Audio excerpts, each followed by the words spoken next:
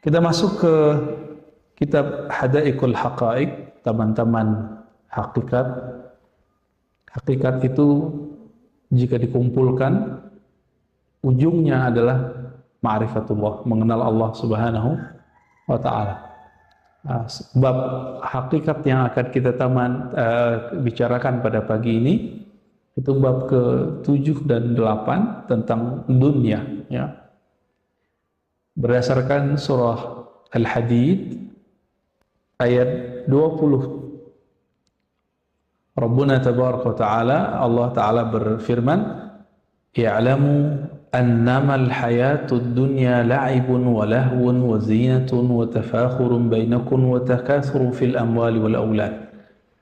Jadi ada pemberitahuan, i'lamu, ketahuilah oleh kalian, hanyalah dunia itu, hayat, ya, kehidupan dunia itu, dunia secara bahasa artinya dekat atau rendah. Dekat atau rendah. Bisa juga diartikan hina, ya. Ngapain saja kita di dunia ini sudah dibuat dan gak akan keluar dari patron ini atau fitrahnya dunia. Apa itu? La'ibun. La'ibun artinya main-main, ya. Orang main-main ada bosannya gak?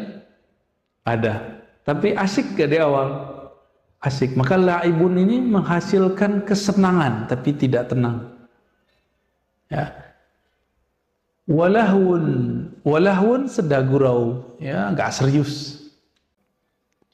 Apalagi isinya dunia, wazinatun, perhiasan. Kita suka perhiasan nggak? Mulai dari baju, pakaian, ya, semua. Apalagi perhiasan yang ada di tubuh, termasuk perhiasan bentuknya rumah, pernak-pernik rumah. Makanya kalau benerin rumah ada ujungnya nggak? Kayaknya ada aja kurangnya, ya. Termasuk kendaraan, sama-sama naik kendaraan, beda merek aja udah beda cara mandang. Nah, ini zina, bisa disebut style, ya. Dunia itu gaya-gayaan aja, ya. Dunia itu orang berlomba untuk gaya-gayaan. Maka orang yang hidup dengan style seperti ini, capeknya bukan main. Dan kita masih segar dalam ingatan kita. Ibu-ibu punya tas harganya sekian M, ya. Bapak-bapak punya jam, kan ada juga tuh, ya. Jam tertentu harganya ratusan juta, bahkan beberapa M. Jadi jamnya itu bisa beli Alphard satu. Itu zinatun. Zinatun, ya, lifestyle, gaya hidup, ya. Wa tafakhurun bainakum. Nah, sebelum masuk ke zinatun itu, teman-teman, mainannya, perhiasannya anak kecil beda nggak dengan remaja? Remaja beda dengan dewasa. Dewasa beda dengan tua. Sama. Orang yang hidupnya sederhana beda dengan yang sedang, beda dengan yang kaya. Nah, kalau anak kecil bilang duit banyak, itu berapa biasanya? Kasih 10.000 udah banyak. Tapi kalau seumuran antum nih, walaupun cuma berapa orang nih, ini bilang banyak berapa, Pak? 1 M. Wah, kayaknya nggak puas juga di 1 M, ya. Mau jadi 10 M, ya. Ya, sekarang bisa kita ngomong relatif, ya kan? Kalau anak kecil kan nggak. Kasih 10.000 oke, 20.000 oke. Kasih 100.000 udah berubah matanya tuh. Maka zinatun, gaya hidup ini akan berbeda masing-masing orang. Selera dia, ya. Anak kecil dikasih jam harga 25.000, Bu, bisa, ya. Kalau bapak nggak mau kan, mending nggak pakai jam, ya. Kacamata aja ada stylenya, Pak. Mulai dari harga 300 sampai 3 juta sampai, ya, puluhan juta, masya Allah. Ada aja. Jadi manusia emang zinatun. Jadi dari dulu sampai sekarang sama. Jadi manusia itu cuma beda peradabannya, tapi dalamnya sama.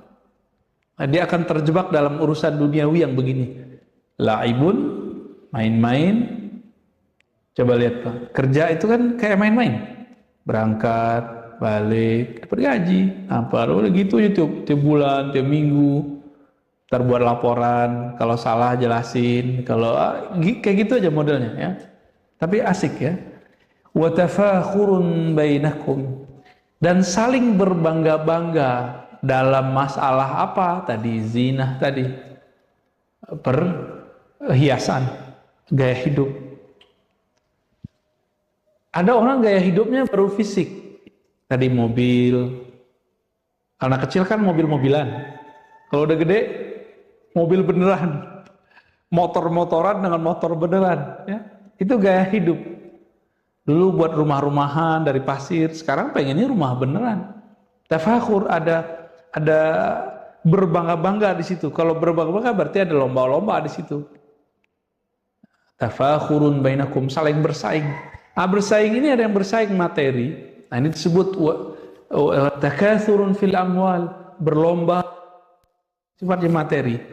Tapi tafakhur, berbangga-bangga, ini bisa masalah gelar, posisi. Coba lihat orang-orang yang bikin partai di mana-mana, tidak hanya di negeri ini. Itu mereka sudah punya duit, sudah punya kekayaan, perusahaan, income yang dia cukup duduk aja, income-nya udah jalan. Apa yang kurang dari mereka? Dia tafakhur. Tafakhur. Nah, ini yang dicari sama dia. Makanya ada pemilik perusahaan mana itu masih mau terjun politik. Apa yang dia cari? Dia nggak cukup jadi direktur, jadi komisaris, dia nggak cukup. Dia maunya kekuasaan yang lebih. Barangkali di saat dia berjuang di perusahaannya itu, dia terhambat oleh pemerintahan. Nah, dia pengen menguasai itu. Bisa jadi ya. Nggak jauh dari ini. Berbangga-bangga ya. Ini Indonesia ini demokrasinya kebablasan benar. Orang bisa tengkar karena pemilihan RT RW enggak? Sampai-sampai beberapa berita kita lihat karena pemilihan kepala desa itu bisa main bacok-bacokan, bisa main sihir, sampai begitu. Padahal kan apa sih itu? Ya. Emang kalau kita jalan di jidat kita ada tulisan RT RW kan nggak ada kan? Nggak ada. Apalagi gelar-gelar keilmuan, gelar-gelar di masyarakat. Maka gelar keilmuan seperti sarjana, SAG, sarjana alam gaib ya, SH, sarjana hukum, itu semua tafakhur. Ada orang yang mau cari gelar keagamaan, Pak Haji, malu-maluin Pak Haji sekarang itu, mohon maaf ya. Pak Haji zaman dulu minimal 6 bulan di tanah haram. Itu mereka ngaji dulu di sana, pulang-pulang sudah bisa baca Arab, bisa ngomong Arab. Pak Haji sekarang cuma 40 hari, itu pun ngeluhnya nggak tanggung-tanggung. Haji belum tentu mabrur, udah menyebut dirinya Pak Haji, Bu Haji. Tafakhur. Nanti dapat nggak? Dapat. Paling nanti dia dipanggil Pak Haji, Bu Hajah. Belum lagi nanti gelar doktor, kiai, itu semuanya tafakhur. Maka jangan heran, ada pernah suatu masa di negeri kita branding ustadz tertentu supaya disebut kiai, dia buat pesantren-pesantren semu. Biar nanti kalau disebut profilnya pimpinan pondok A, padahal bukan dia ngajar, nggak pernah ngajar, orang aja ditaruh di situ. Beda sama kiai-kiai kita yang dulu. Dulu kiai itu bukan bikin bangunan dulu. Kiai itu bikin spiritnya bangunan. Ngapain orang di pesantren? Ruhnya pesantren ngapain? Ta'lim. Kalau ta'lim berarti ada mu'alim, ada guru, ada murid. Tadi ada ta'lim, ada 3 ya. Apalagi bangunan nyusul. Bangunan nyusul itu. Ini mohon maaf juga nih, banyak orang-orang yang sudah sukses secara harta, materi, mau beli pesantren, silakan beli. Mau bikin pesantren, silakan bikin. Tapi yang ngerti ruhnya pesantren siapa? Ya kiai. Akhirnya minta cari-cari kiai kemana. Emang bisa bikin pesantren comot-comot kiai begitu? Nggak akan bisa. Lihat nanti hasilnya apa. Pesantren, kiainya dicomot dari mana? Itu si pemilik, owner, itu ngerasa dia berhak ngatur-ngatur. Apa yang terjadi? Si kiai nggak nyaman. Pasti ganti. Begitulah nanti. Maka para kiai jangan mau juga diatur-atur. Kita kan kalau taklim udah ada kurikulumnya, udah ada agendanya. Yang ngerti urusan pesantren ya kiai. Seharusnya dibagi-bagi tugas. Kalau taklim, spirit pesantren, nah ini kiai yang ngurus. Nah Pak Kiai untuk manajemen pembangunan biar saya yang urus, gitu. Akhirnya dia memandang kiainya tetap gurunya. Kalau enggak dia menganggap kiai itu karyawan. Ini hati-hati ini. Ini su'ul adabnya orang berduit, mentang-mentang berduit bisa gaji orang. Ini hati-hati. Kiai kita dari dulu nggak pernah begitu. Ya, masyaikh kita ngajar dari 1 orang, 2 orang, 3 orang, nggak digaji dia, malah dia yang ngasih duit. Belakangan karena beliau sudah nggak sanggup, baru kemudian murid-murid inisiatif, yuk kita buat SPP yuk, gitu. Itu belakangan, ya. Jadi kalau di antara kita ada yang diberi kelebihan harta, berjuanglah bersama kiai, tetap hargai dia, ya. Jadikan dia sebagai guru kita, beneran guru. Baik. Semoga banyak yang tersungging ya. Wa takasurun fil amwal wal aulad, berbangga-bangga terhadap harta dan anak. Nah, makanya Bapak, Ibu, Saudara yang karena Allah yang sudah punya anak, mulai dari anaknya kecil bisa berdiri itu diomongin aja ya. Ngomongin anak. Dari zaman dulu Nabi Adam sampai sekarang orang ngomongin anak. Jadi memang salah satu sifat manusiawi adalah di dunia ini itu berbangga-bangga dengan anak. Apalagi anaknya kalau sekolah juara, dapat prestasi, itu ceritain tuh. Ya. Baik. Ini Al-Qur'annya teman-teman. Masih ada satu ayat lagi. Wa mal hayatud dunya, ya. Di ujung surat Al-Hadid ayat 20. Wa mal hayatud dunya illa mata'ul ghurur. Tidaklah dunia itu kehidupannya kecuali mata'. Kesenangan yang ghurur, yang bikin kita terpedaya. Benar ya? Gak usah jauh-jauh. Dunia itu salah satu yang kita pegang sekarang, Pak. Handphone, pasangan, anak, itu bikin kita lupa gak? Asik, ya itu dia. Ya. Wa qala an-nabiy sallallahu alaihi wasallam. Di sini agak saya harus ingetin kalau yang pakai kitab ya. Di kitabnya ada beberapa salah ketik ini. Nabi sallallahu alaihi wasallam bersabda, ini ada hadisnya dalam riwayat Tirmizi, "Man kana hammud dunya." Orang yang himmahnya, visinya adalah kehidupan dunia, syattatallahu alaihi amrah.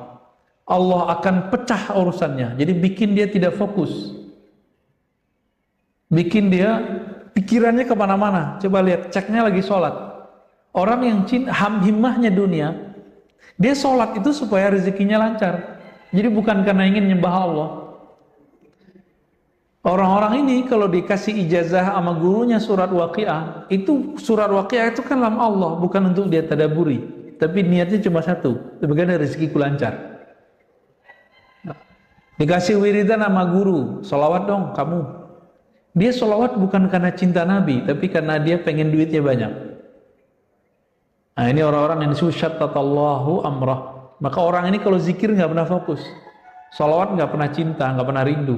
Nah, itu syattata, kolbunya dibuat nggak bisa fokus ya. Dalam urusannya jadi banyak, syattata alaihi amrah. Maka urusannya jadi macam-macam, jadi ribet. Seharusnya mudah jadi ribet.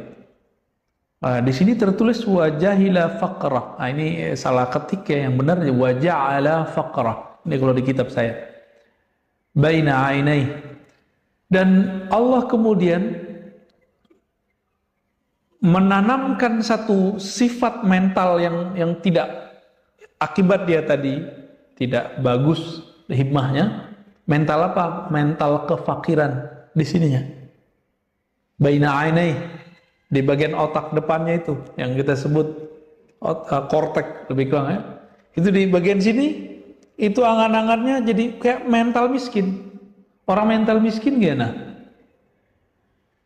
Orang mental miskin gimana? Mau dia kaya, pengen dapat lebih.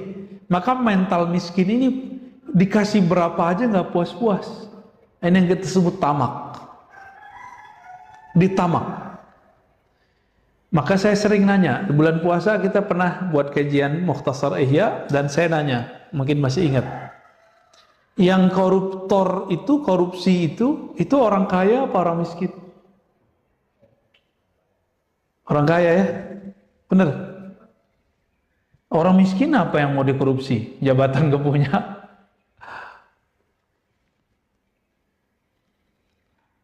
Jadi ada penyakit orang yang cinta dunia. Apa penyakitnya? Fakir, mental fakir, mental miskin. Jadi miskin itu penyakit mental kalau dalam ilmu kerohanian. Sedangkan kaya itu adalah anugerah yang dalam jiwa. Ya, al-ghina ghinan nafs. Kekayaan itu adalah ketika kita merasa diberi kecukupan oleh Allah. Dia kadang masih dikasih kecukupan tapi ngeluh terus. Nah, orang fakir, mohon maaf, itu suka ngeluh nggak? Suka ngeluh. Allah sudah cukupi, masih ngeluh. Takut orang lain minjem sama dia. Ya, maka dia ngeluh. Kalau nggak mau minjemin, nggak usah dipinjemin, nggak usah ngeluh-ngeluh. Ya.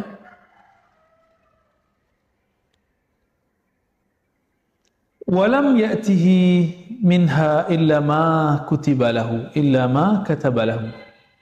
Dan Allah tidak berikan dia dunia kecuali yang sudah ditetapkan bagi dia. Berarti sebatas dia usaha, segitulah dia dikasih. Wa man kana hammuhu al-akhirah jama'a Allahu syamlahu wa ja'ala ghinahu fi qalbihi wa atathu dunya raghimah. Ya. Siapa yang himmahnya visinya akhirat, Allah jadikan, Allah kumpulkan urusannya dipermudah. Pikirannya pun jadi ringan ya. Wa ja'ala ghinahu fi qalbihi.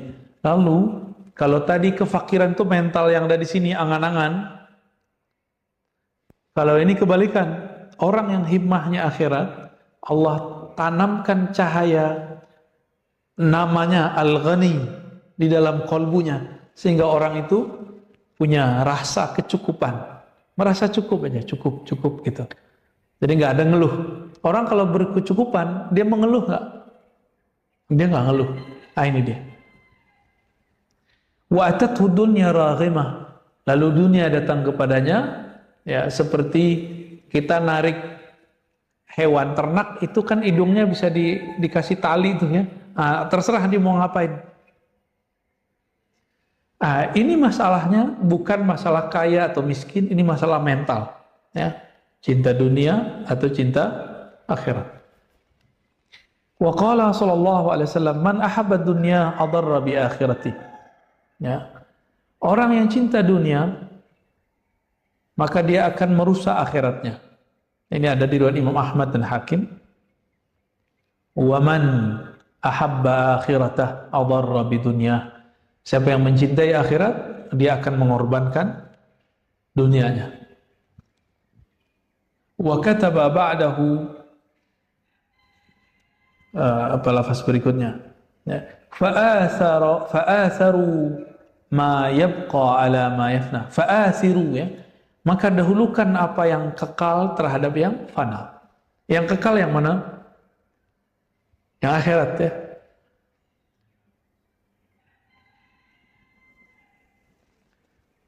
Sahabat-sahabat yang dimuliakan Allah, apa yang kekal itu? Pertama, mengenal Allah. Yang kedua, ritual menyembah Allah. Itu kekal. Pertama, mengenal Allah. Maka pertanyaan masuk kubur pertama kali apa? Masih ingat? Man rabbuk? Siapa Rabbmu? Artinya orang ketika bangun nanti di alam kubur, Bapak ini kita kalau bangun di alam kubur nanti, itu seakan-akan kita bangun tidur. Nggak nyadar kalau sudah mati. Kapan sadarnya? Kalau ada mungkar nakir nanya. Kalau mungkar nakir nanya baru. Kalau di hadis Imam Nasai itu disebutkan, jika orangnya soleh, yang bertanya ini wajahnya bagus. Kalau yang nggak soleh, wajahnya kayak pocong gitu Pak. Jadi apa yang paling menakutkan dalam diri kita ntar datangnya seperti itu. Baik.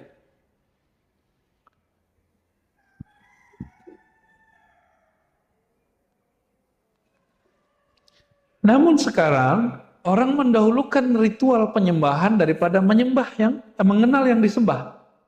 Yang pertama apa dulu dong seharusnya? Mengenal yang disembah. Itu yang Nabi ajarkan 13 tahun di Mekah. Di Madinah cuma 10 tahun lewat sedikit, itu baru diajarkan syariat. Coba berarti di situ. Anak, gadis nih, jangan langsung disuruh pakai jilbab. Ajarin dulu dia mengenal Allah yang menyuruh pakai jilbab. Nanti dia akan pakai jilbab dengan senang hati. Gitu. Ya kalau dia nggak pakai itu urusan dia nanti kalau sudah dewasa kan. Kecil. Jadi jangan langsung dipakai-pakain mulu. Ajarkan dulu ilmunya, siapa yang nyuruh, untuk apa gunanya. Jangan dibalik. Anak kecil jangan main suruh langsung, kan di hadisnya begitu. Kalau anak 7 bangunin, kalau 10 nggak bangun dipukul. Itu bab fikihnya, bab taklim fikihnya. Tapi di bagian lain kan ada, agar mengajarkan anak-anak ma'rifatullah. Ngajarin anak ma'rifatullah jangan yang tinggi-tinggi dulu, yang sederhana-sederhana ya. Baik. Ini tentang dunia. Ya. Lalu ada sebuah hadis ya, riwayat Imam Tirmizi juga, "Lau kanatid dunya tazinu 'indallahi junah ba'udha ma saqa kafiran minha qatrata ma. Wallahi ma dunya fil akhirah illa kama yaj'al ahadukum isba'ahu fil yammi falyanzur bima yarja'." Di dunia itu kalau ditimbang di sisi Allah seperti ringannya seperti sayapnya nyamuk, sehingga tidak bisa diberikan untuk orang kafir, apalagi mukmin.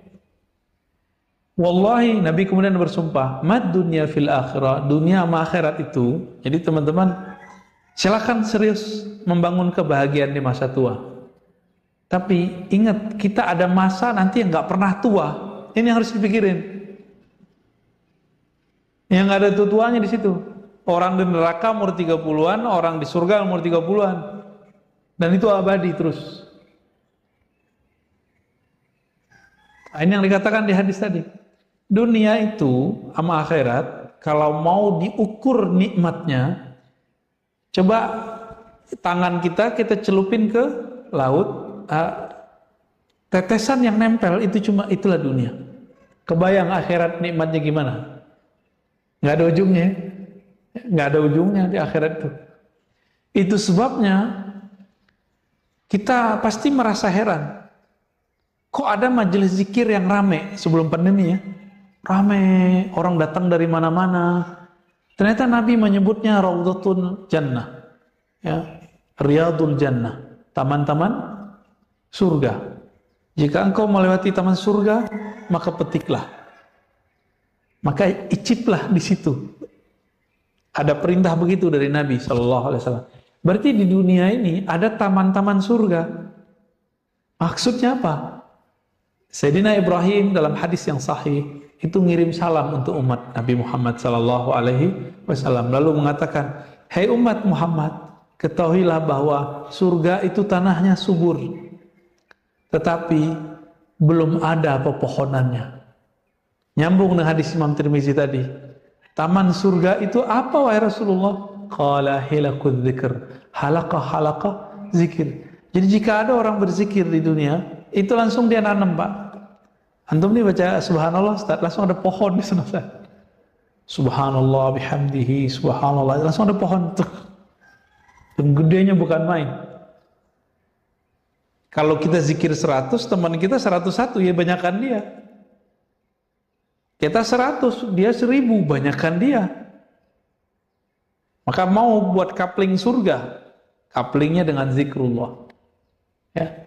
Dalam hadis itu dikatakan, Nabi Ibrahim berpesan, taman-taman surga itu diciptakan Allah dari tasbih, subhanallah, takbir, tahmid, tahlil, subhanallah, alhamdulillah, wa la ilaha illallah, wallahu akbar. Cuma kita nggak lihat ya, belum lihat ya. Karena belum lihat jadi nggak yakin, karena penglihatannya pakai ini. Kita ini kenapa disebutkan sama dengan binatang ternak oleh Allah Ta'ala? Karena pandangannya cuma pakai mata ini. Kalau pandangannya begini ya kalah sama kelelawar. Kelelawar jorok jauh juga bisa lihat. Benar nggak? Kelelawar dalam jarak jauh udah bisa baca. Kalau cuma pakai mata ini, kita baca subhanallah nggak lihat hasilnya, makanya nggak percaya. Itulah sebabnya kenapa orang mau macet-macet ria nih sebelum pandemi, masa pandemi sama, mulai dari jam 7 sampai jam 9 itu macet di jalan, nggak takut kena COVID. Macet-macet di MRT, di bus, orang nggak takut. Tapi untuk duduk sejenak baca la ilaha illallah, atau ketika dia antri itu dia baca subhanallah, itu kayaknya sulit nyarinya. Hari ini manusia lebih senang yang bisa terhibur telinga, maka pada pakai headset, dengerin musik terus. Ya kita nggak melarang orang dengerin hiburan. Tapi kalau seorang mukmin, hiburan basicnya apa? Menyebut nama Allah Subhanahu wa Ta'ala. Ya. Jadi kalau antum hitung nih, kita sebenarnya cinta dunia apa akhirat sih? Cinta dunia, kerja mulai dari jam 8, pulang jam 4. Benar? Itu untuk apa? Biar bisa bikin rumah, bisa beli mobil, anak-anak bisa sekolah, bisa makan enak. Dunia nggak tuh? Itu penting? Penting. Oke, sekarang minimal ada backup lah untuk akhirat. Pagi sebelum berangkat zikirnya.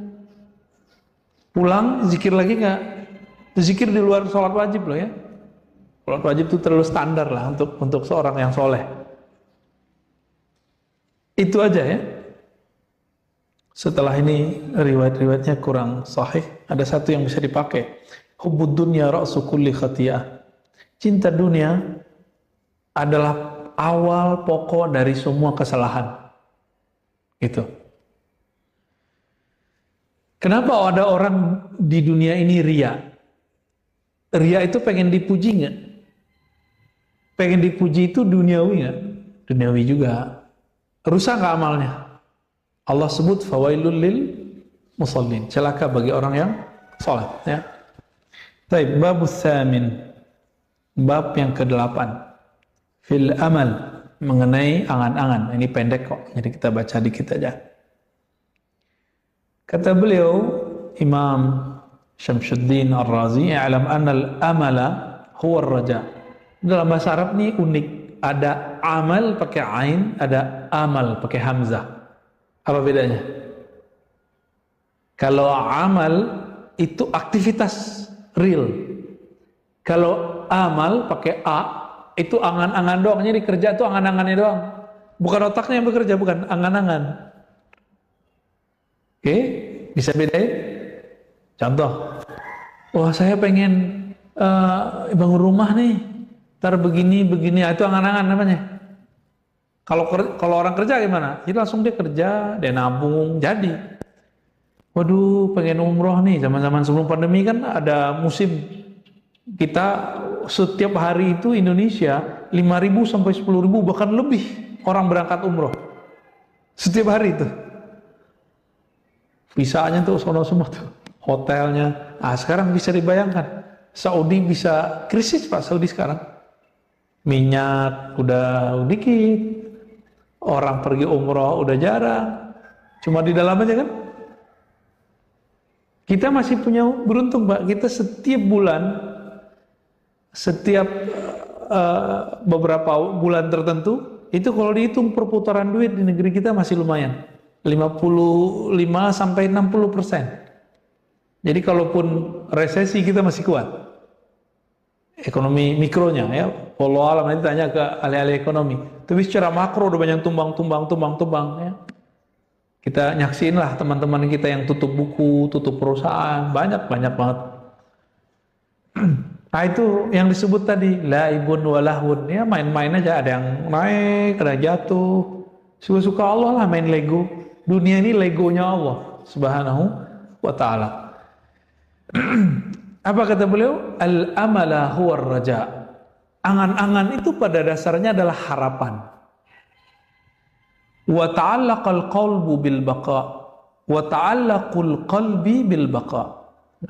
Harapan-harapan angan-angan ya. Sedangkan qalbu itu maunya bukan berharap kepada angan-angan, maunya kepada yang abadi. Faman tala amaluh istaghalla bil jam'i wat tahsil wa ghafala 'anil maut wa tarakahu nasyan mansiyah kaman ayqana anhu sayabqa ila aqsa awqatil ajal. Maka orang yang sibuk dengan amal, angan-angan, kalau kolbu enggak melahirkan amal, lain lagi ceritanya. Siapa yang sibuk dengan angan-angannya, maka ujung-ujungnya hidupnya apa? Fulus. Ya semua orang butuh fulus, semua orang butuh duit, tapi jangan jadikan itu tujuan gitu. Apa bedanya orang yang menjadikan harta itu tujuan? Kalau dia menjadikan tujuan, apa saja caranya dia harus dapat, halal atau haram. Tapi kalau orang menjadikan dunia itu bukan sebagai tujuan dia, maka dia seperlunya aja. Imam Sya'rani menyindir murid-muridnya. Apa kata Imam Sya'rani? Betapa hinanya kita, lebih hina daripada binatang buas seperti anjing, guguk. Anjing itu kalau udah kenyang, dia tinggalin makanannya, Pak. Dia nggak pernah bawa pulang ke kandangnya terus mengatakan ini untuk esok, saya tabung dulu nggak ada. Itu Imam Sya'rani ngomong di kitab Al-Bahrul Mawrud Al-Minal Al-Kubra. Ya. Kalau kita gimana? Kita tabung ya? Tabung. Padahal tabung belum tentu untuk kita juga. Ya. Ini saya ngomong doang nih Pak, mudah. Prakteknya di kita juga berat. Di saya juga berat. Ini ujian semua orang nih. Mau kiai, mau ustadz, mau dokter, nggak dokter sama aja. Ya. Maka orang yang udah main di angan-angannya, apa yang terjadi? Ishtaghalla bil jam'i wa tahsil. Dia sibuk nanti untuk ngumpulin sama memperoleh dunia. Dunia diperoleh, badan sakit-sakitan, mulai sakit gula, hipertensi, jantung, wah lengkap deh. Pengen buat rumah gede-gede supaya anaknya itu enak tidur, tahu-tahu pas udah agak tua, anak-anak bikin rumah sendiri di luar. Sepilah di rumah berdua. Syukur kalau masih berdua. Kalau satunya meninggal, lebih sepi lagi.